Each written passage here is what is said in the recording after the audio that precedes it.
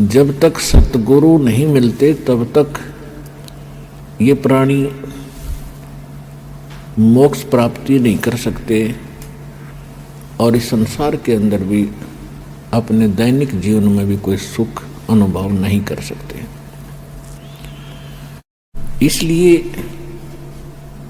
कहा है कि भक्ति मुक्ति के दाता सतगुरु, ये भटकत प्राणी फिरंदा, उस साहिब के हुक्म बिना नहीं तरवर पात हिलंदा। भक्ति सतगुरु जी के पास ही होती है और भक्ति सही मिलेगी, सतगुरु पूरा मिलेगा और शेष मर्यादा में रहेगा, भक्ति करेगा तो मोक्ष सुनिश्चित है।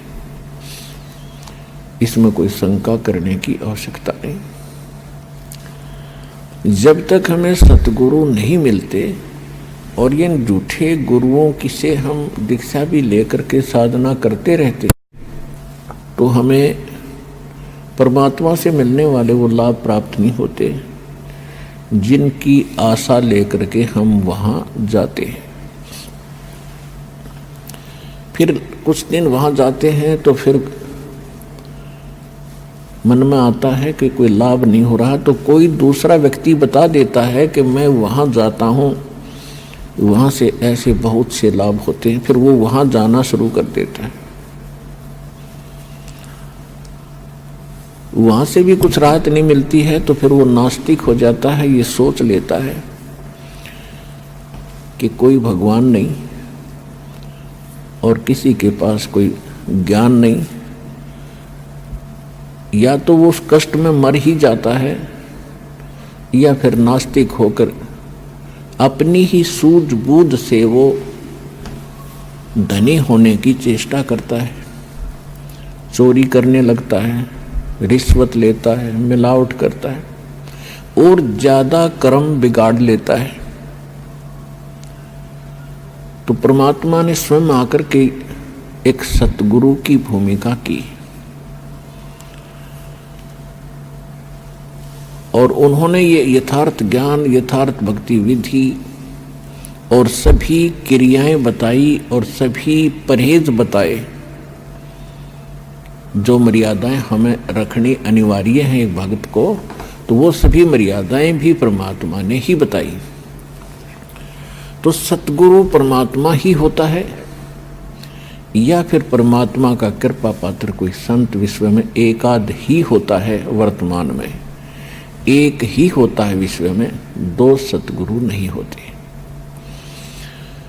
तो कहने का भाव यह है कि जब परमात्मा सतगुरु की भूमिका करने आए थे सन 1398 से सन 1518 तक काशी शहर के अंदर एक जुलाहे के रूप में, एक सिंपल मैन के रूप में अपना दैनिक कार्य करके दिखाया।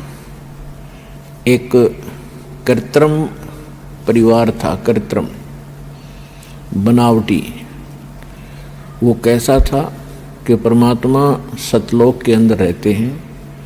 सतलोक वो स्थान है जिसको गीता अध्याय नंबर 18 के श्लोक नंबर 62 में कहा है कि अर्जुन, तू सर्वभाव से उस परमेश्वर की शरण में जा, उसकी कृपा से ही तू परम शांति को और शाश्वतम स्थानम यानी सनातन परम धाम को प्राप्त होगा।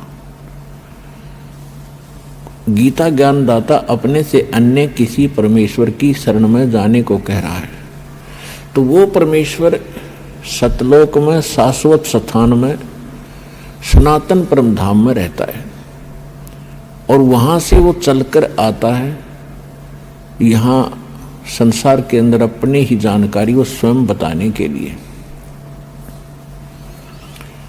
तो इस लीला अनुसार परमात्मा सन 1398 में बनारस यानी काशी शहर के बाहर एक तालाब था, उसका नाम है लहर तारा तालाब। उसके अंदर कमल के फूल के ऊपर आकर विराजमान हुए, एक नवजात शिशु का रूप धारण किया। वहां से एक नीरू नीमा नाम के जुलाहा दंपत्ति थे, उनका कोई संतान नहीं थी। वो प्रतिदिन स्नान के लिए वहां जाया करते थे। जून का महीना था, पूर्णमासी का दिन, सुबह ब्रह्म मुहूर्त में वहाँ जब वो स्नान करने के लिए गए तो परमात्मा को वहाँ कमल के फूल पर एक बालक के रूप में उन्होंने प्राप्त किया, घर ले आए। परमात्मा ने 25 दिन तक कुछ भी आहार नहीं किया। माता पिता जो मुंह बोले माता पिता थे, यानी कृत्रिम परिवार था उनका, वो चिंतित हुए। फिर परमेश्वर की कृपा हुई, उनको प्रेरणा हुई और एक कुंवारी गाय लाई गई। कुंवारी गाय ने दूध दिया। उस कुंवारी गाय का दूध परमात्मा पिया करते थे बालक रूप में। ऋग्वेद मंडल नंबर 9 सूक्त नंबर 1 मंत्र 9 में यह प्रमाण है कि परमात्मा जब शिशु रूप धारण करके एक लीला करने आते हैं, उस समय उनकी परवरिश की लीला कुंवारी गायों के द्वारा होती है। और कबीर सागर के अंदर, ज्ञान सागर में यह प्रमाणित है कि परमात्मा 25 दिन तक कुछ आहार किया नहीं और तब उनको कुंवारी गाय उनके सामने लाई गई। कुंवारी गाय ने दूध दिया, उस दूध को परमात्मा पिया करते थे। एक तो ये सिद्ध होता जा रहा है कि हु इज गॉड, परमात्मा है कौन। जो वेदों को हम सत्य मानते हैं, वेद परमात्मा की महिमा से युक्त हैं, परमात्मा के गुणगान ही वेदों के अंदर लिखा गया है, भगवान का विधान बताया गया है। परमात्मा कैसी लीला करता है, कैसा है, कहाँ रहता है, उसके मिलने की विधि क्या है, यह हमारे सदग्रंथों में प्रमाणित है, विद्यमान है। तो उन्हीं सदग्रंथों से आज ये निष्कर्ष निकल रहा है, ये सच सामने आ रही है कि परमात्मा साकार है। इन वेदों के पढ़ने वाले आज तक हमें निराकार बताया करते थे। तेन खाक पड़ा वेद, अपना जीवन नाश किया प्रभुता के भूखों ने या माया के पुजारियों ने, और हमारे पूर्वजों को डबो दिया, भूत बनवा दिए, पशु बनवा दिए, गलत साधना करवा के। वो भोले भाले थे। ये संस्कृत के बोलने वाले गुरु गणे चतुर दिखाई देते थे।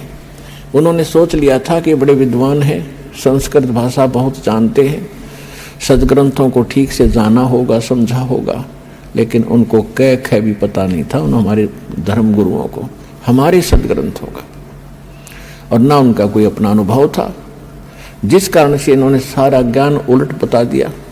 उस ज्ञान को सीधा करने में हमें कितना संघर्ष करना पड़ रहा है।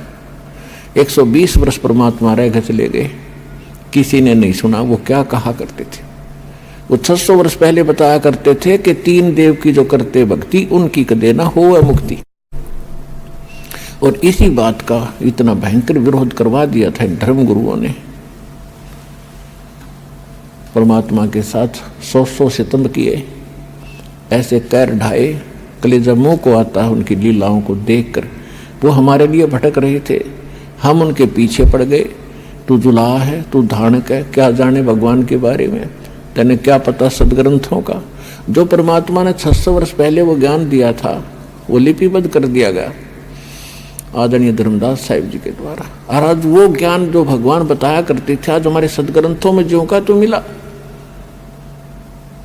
तो इससे सिद्ध है कि जो हमारे धर्म गुरु थे वो हमारे सिलेबस से, हमारे दातुम ग्रंथों से अपरिचित थे, बिल्कुल महामूर्ख थे वे। जो टीचर अपने सिलेबस से परिचित नहीं है तो टीचर नहीं, वो तो महामूर्ख व्यक्ति है, विद्यार्थियों का नाशक है। तो कहने का भाव ये है कि जब परमात्मा 5 वर्ष के हुए, 5 वर्ष की आयु में 104 वर्ष के आयु के एक विद्वान पंडित ब्राह्मण स्वामी रामानंद जी को परमात्मा ने ज्ञान के अंदर पराजित कर दिया। उनको जवाब नहीं आ रहा था। तो कहने का भाव ये है कि परमात्मा ही स्वयं आकर के ज्ञान देते हैं। रामानंद जी को मालिक ने बहुत पहले तो वेदों गीता से पूछा कि आप कहते हो परमात्मा पाप नाश नहीं कर सकता, कर्म तो जीव को भोगने ही पड़ते हैं, जैसा जिसने किया है वो तो भोगना ही पड़ेगा। और भक्ति भी करते ही रहना होगा। परमात्मा ने एक ही प्रश्न किया था, स्वामी जी आप ग्रंथों को मानते हैं, क्या आप वेदों को सत्य मानते हैं?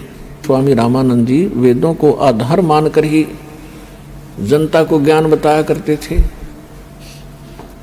और साथ में पुराणों को, गीता को, सबको आधार बताते थे और परमात्मा को निराकार बताते थे। और एक सामान्य थ्योरी बना रखी थी, एक साधारण शब्द ने एक सिद्धांत बता रखा था। पहले तो अपने जंतर मंत्र बताते हैं, ये कर लो, वो कर लो, ये जाप कर लो, ये हवन करवा दो, इतना दान कर दो, गंगा में स्नान कराओ, प्रयाग में पिंड भरवा दो, पेवा पिंड भरवा दो। जब सारा कुछ करवा कर थक जाते हैं, कुछ राहत नहीं मिलती, फिर लास्ट में कहते हैं ये तुम्हारे प्रारब्ध के अंदर लिखा हुआ संस्कार है, ये तो भोगने से ही कटेगा। भक्ति करते रहो। अब यहां आकर के परमात्मा का जो ज्ञान है ये सीधा करता है प्रत्येक पहलू को। परमात्मा ने कहा कि यदि भक्ति करने वाले भक्त को और संकटों ने घेर रखा है, आपकी क्रियाओं से राहत मिली नहीं, तो वो संकट तो उसके ऊपर ज्यों का त्यों है, वो पीड़ित है, दुखी है। तो भक्ति करेगा कैसे, उसका विश्वास कैसे बनेगा परमात्मा के ऊपर कि कोई परमात्मा शक्ति है। और जैसे किसी के पैर में कांटा लगा है और वो किसी के पास जाता है कि बड़ा जानकार व्यक्ति है, उसने ये तो बता दिया कि तेरे पैर में कांटा लगा है जिस कारण से तुझे पीड़ा है, और वो ये कहे कि कांटा तो निकलेगा नहीं, मैंने सारा प्रयत्न कर लिया, ऐसे कर जूता पहन ले और आगे कांटे नहीं लगेंगे। तो कांटा लगे पैर में, जूता पहना नहीं जा सकता। कांटा निकले और फिर उसको सलाह दी जाए कि जूता मत निकाल देना, ये पहने रखना, तो वो पूरे सफर में जूता नहीं निकाल लेगा, क्योंकि वो कष्ट का अनुभव कर चुका है जूते के अभाव से कितनी हानि होती है। तो फिर वो व्यक्ति आजीवन जूता पहनेगा पूरे सफर में। इसी प्रकार हम जीवन रूपी सफर में चल रहे हैं। हमारे सफर में चाहे किसी प्रकार के कांटे हैं, हमारे जीवन में चाहे किसी प्रकार के कष्ट हैं, 3 ताप के कष्ट हैं, पूर्व के संस्कार यानी प्रारब्ध के कष्ट हैं, तो वो दुख तो देंगे ही देंगे, क्योंकि पाप से दुख होता है और पुण्य से सुख होता है। तो परमात्मा ने कहा कि आप वेदों को सत्य मानते हो स्वामी रामानंद जी? कहा भाई सत्य मानता हूँ। तो यजुर्वेद अध्याय नंबर 8 के श्लोक नंबर 13 में 6 बार लिखा है कि परमात्मा घोर पाप का भी नाश कर देता है यदि उसकी साधना सत्य हो और पूर्ण परमात्मा की भक्ति हो। अब बुद्धिमान लोगों को समझाना आसान होता है। स्वामी रामानंद जी चारों वेदों को कंठस्थ याद किए थे। 104 वर्ष की आयु हो गई थी। 16 वर्ष की आयु से उन्होंने संन्यास ले लिया था और ब्राह्मण के घर जन्म था, तो बचपन से ही वेदों, गीता और पुराणों का अध्ययन स्वाध्याय वो किया ही करते थे। उनको कंठस्थ याद था कि यजुर्वेद अध्याय नंबर 8 के मंत्र नंबर 13 में ऐसा ही लिखा है। तो ऐसे गर्दन हिला रहे थे स्वामी जी। तो फिर परमात्मा से उन्होंने पूछा कि जो साधनाएं हम बताते हैं इनसे कोई राहत हो नहीं रही और वेद कुछ और कहते हैं, हमारा अनुभव उन पर खरा नहीं है, इसका कारण क्या है? तो परमात्मा ने कहा आपका इष्ट देव कौन है? परमेश्वर कबीर जी ने पूछा कि आपका पूज्य देव कौन है? स्वामी जी ने कहा कि मेरा पूज्य देव भगवान विष्णु है और इनके समांतर हम भगवान शंकर और गणेश, दुर्गा आदि को भी आदर से और पूज्य ही मानते हैं।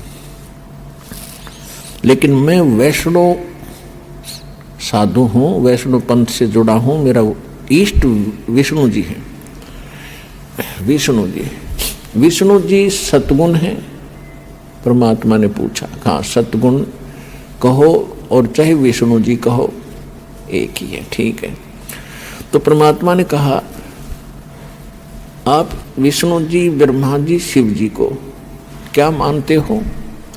स्वामी जी ने कहा कि ब्रह्मा जी की जन्म मृत्यु होता है, इनकी आयु 100 वर्ष की है, ये फिर पुनः जन्म ले लेते हैं, तुरंत उसी रूप में आ जाते, जैसा उनको अज्ञान पढ़ा रखा था, सुन रखा था। लेकिन भगवान शंकर और भगवान विष्णु ये अजरो अमर है, और भगवान विष्णु ही 3 लीला करता है। रजोगुण युक्त होकर ये सृष्टि रचते हैं, सतोगुण युक्त होकर के ये पालन करते हैं, और तमोगुण युक्त होकर के ये संहार कर देते हैं। ये स्वयं ही सब कार्य करते हैं। ये अजरो अमर है, अविनाशी है। अब परमेश्वर 500 वर्ष के और महात्मा जी 104 वर्ष के। परमात्मा कहते हैं देवी भागवत 3रा स्कंद, उसमें आप पढ़ कर देखिएगा। अब वर्तमान के अंदर तो दास आपको बताएगा, सचित्र मोटा टाइप, गीता प्रेस गोरखपुर से प्रकाशित, पृष्ठ 123 के ऊपर लिखा है। विष्णु जी कहते हैं तुम शुद्ध स्वरूपा हो, अपनी माँ दुर्गा को तुम शुद्ध स्वरूपा हो, ये सारा संसार तुम्ही से उद्भासित हो रहा है। मैं ब्रह्मा और शंकर आपकी कृपा से विद्यमान है। हमारा तो जन्म और मृत्यु होता है, आविर्भाव और तिरोभाव होता है। हम नित्य नहीं हैं, हम अविनाशी नहीं हैं, आप ही नित्य हो, प्रकृति देवी हो।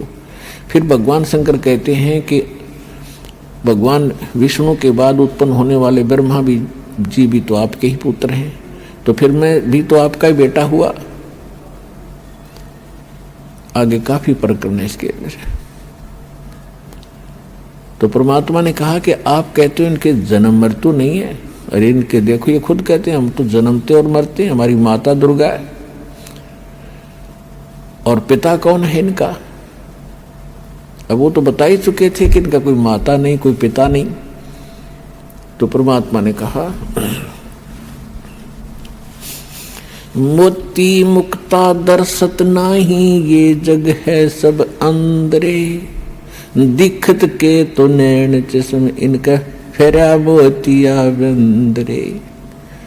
ये दिखे थे बड़े विद्वान, संस्कृत को याद कर रखा कंठस्थ, सारा 2-2 घंटे संस्कृत में भाषण देते रहते हैं, और कह का पता नहीं तुम्हें अपने सदग्रंथों के बारे में।